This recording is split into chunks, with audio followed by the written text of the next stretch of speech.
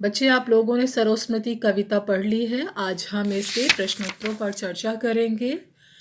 सरोज के नववधु के रूप में अपने शब्दों में उसका वर्णन कीजिए कि नववधु लगकर वो किस प्रकार दिख रही थी। तो आप सबसे पहले लिखेंगे, सरोज का विवाह पूर्ण रूप से नवीन विधि विधान से संपन्न किया गया।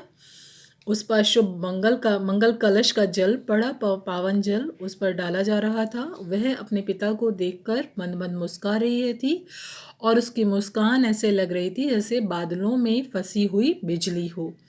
उसके हृदय में उसके प्रिय पति की छवि चित्रित हो रही थी और एक लंबी सी सांस मानो वह ले रही थी।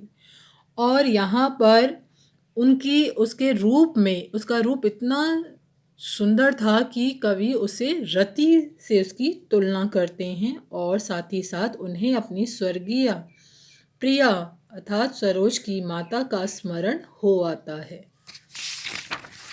दूसरा प्रश्न, कवि को अपनी स्वर्गीय पत्नी की याद क्यों आई? तो आप लिखेंगे, विवाह के समय पुत्री का विवाह हो रहा है और उस विवाह के समय माता पिता दोनों का होना लाजमी है, बहुत आवश्यक है, लेकिन माँ नहीं है। इसलिए माँ का भी जो कार्य है वो पिता को ही करना पड़ रहा है।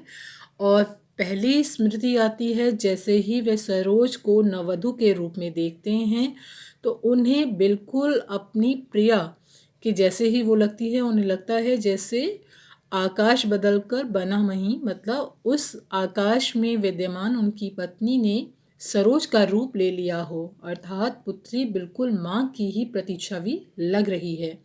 उसके बाद वो कहते हैं कि घर की उनकी पूरी शिक्षा, माँ को जो शिक्षा देनी चाहिए थी पुत्री को शादी के बाद, यह पूरी शिक्षा उन्होंने दी। उसकी पुष्प सेज रची। यह सभी चीज़ों के कारण उन्हें अपनी पत्नी की याद हो आती है। आप देखिए, आकाश बदलकर बना मही, तीसरा प्रश्न है। में आकाश और मही शब्द किनकी ओर संकेत किया गया है? तो आप देखिए, आकाश जो है सरोज की माँ के लिए प्रयोग किया गया है जिनका देहांत हो गया है और वह स्वर्ग में विद्यमान है। बदल कर मही, मही मतलब अर्थात धरती, धरती पर विद्यमान सरोज मानो आज पूरी तरह आकाश में विद्यमान कवि की पत्नी के समान सुंदर लग रही है, वही रूप उसने ले लिया है। इसलिए आकाश और मही शब्द, आकाश शब्द सरोज की माँ के लिए और मही सरोज के लिए प्रयोग किया गया है। इसका सांकेतिक अर्थ आपने जान लिया है। सांकेतिक अर्थ है कि माँ पुत्री ने पूर्ण रूप से माँ के ही सौंदर्य को अपना लिया है। सरोज का विवाह अन्य विवाहों से किस प्रकार भिन्न था? तो आप देखिए, पूरी तरह भिन्न था। यहाँ आपने पढ़ा, सरोज के विवाह में कोई आत्मीय जन नहीं आया था। इन्होंने पहले ही कहा यह विवाह पूरी तरह से अमूल नवीन है। विवाह में कोई नहीं आया था, कोई प्रिय आत्मीय जन नहीं थे, ना ही किसी को निमंत्रण भेजा गया था। विवाह के समय बजने वाले विवाह राग घर में नहीं बज रहे थे। निसी दिवस का जागरण नहीं था। एक मौन संगीत था जो दोनों नव दंपति को आशीष दे रहा था। ठीक है। उसके बाद पांचवा प्रश्न देखिए, शकुंतला के प्रसंग के माध्यम से कवि क्या संकेत करना चाहते हैं?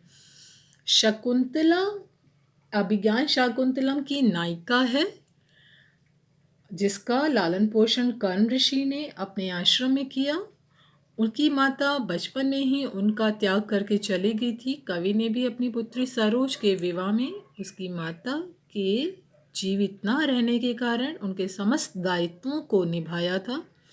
निराला ने प्राय पौराणिक जितनी भी पौराणिक चीज़ें होती हैं उन प्रतीकों का अपनी कविताओं में ज़रूर प्रयोग करते हैं। सरोज स्मृति में भी उन्होंने शकुंतला को एक प्रतीक के रूप में ही प्रयोग किया है।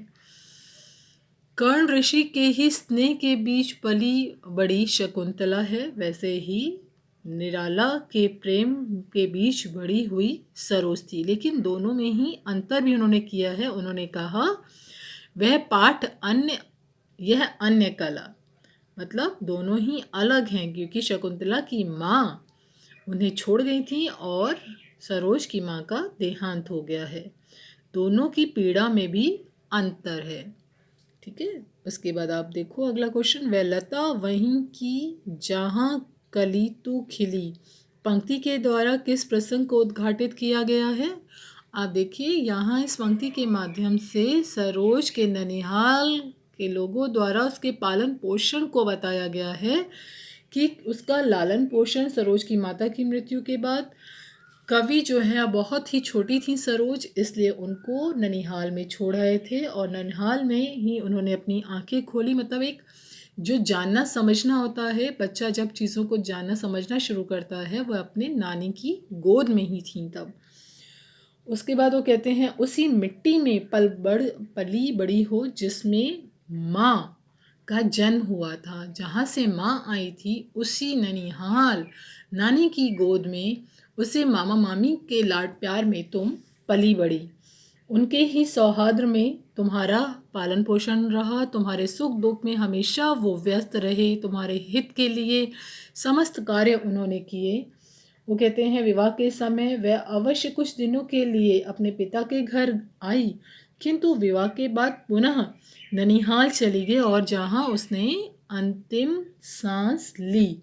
तभी वो कहते हैं, माता को उन्होंने लता कहा है तथा सरोज को उसी लता की एक कली पुष्प कहा है। वह कली वहीं पर खिली जहाँ पर वह लता उत्पन्न हुई थी। ठीक है। उसके बाद आप देखिए, कवि ने अपनी पुत्री का तर्पण किस प्रकार किया। कवि भारतीय संस्कृति में दिवंगत व्यक्ति की आत्मा की शांति के लिए विधिवत तर्पण किया जाता है, श्राद्ध किया जाता है। यह तर्पण वस्तुतः जल और धन धान्य से अर्पण होता है, वो कहते हैं, लेकिन यहाँ वह कहते हैं, मैं पुत्री मैं धन्य में पिता निरर्थक था, कुछ भी तेरे हित कर न सका, जाना तो अर्था गमू पाए, पर रहा सदा संकुचित काय, लगकर अनर्थ आर्थिक पथ पर, हारता रहा मैं स्वार्थ समर। बहुत ही सुंदर कविता है, बहुत ही एक तरह का दुख है पिता का अपनी पुत्री के लिए।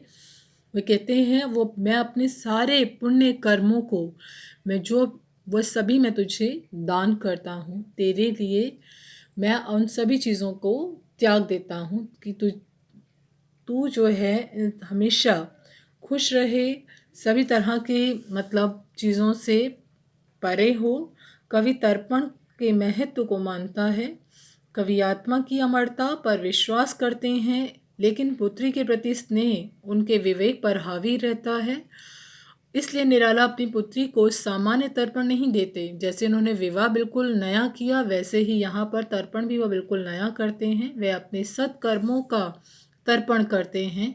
कवि का मानना है, निराला जी कहते हैं, इन सत्कर्मों के जीते जी पुत्री का भला नहीं कर पाया, लेकिन शायद उसकी आत्मा की शांति के लिए यह काम आ सके। ठीक है। अब अगला है पंक्तियों का आशय, नत नयनों से आलोक उतर, श्रृंगार रहा जो निराकार, यह पाठ अन्य कला, यदि धर्म रत नत सदा मात। तो ये सब चीज़ें जो हैं इनको आप खुद से करेंगे। अगर कोई दिक्कत है तो मुझसे पूछेंगे, क्योंकि मैंने कविता जब पढ़ाई है तो हर एक चीज़ को अच्छे से व्याख्यायित किया है। ठीक है बच्चे, धन्यवाद।